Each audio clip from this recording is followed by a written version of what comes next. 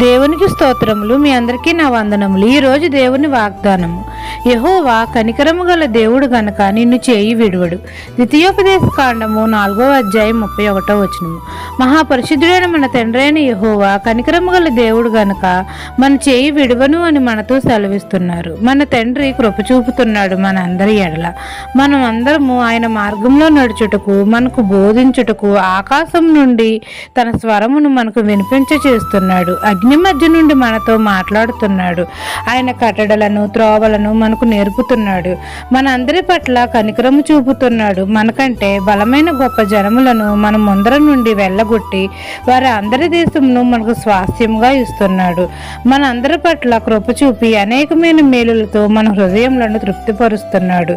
మన దేవుడు మన చెయ్యి విడువడు, ఎడబాయుడు. మన దేవుడైన యెహోవాను మనమందరము పూర్ణ హృదయంతోనూ పూర్ణ ఆత్మతోనూ వెతికినప్పుడు ఆయన మనకు ప్రత్యక్షమవుతాడు. మన యందు కనికరం చూపుతాడు. ఈ దిన వాగ్దానం నా జీవితంలో నెరవేరాలని కోరుకుంటూ దేవుని సువార్త పరిచర్యలో మీ సహోదరి. ఆమెన్.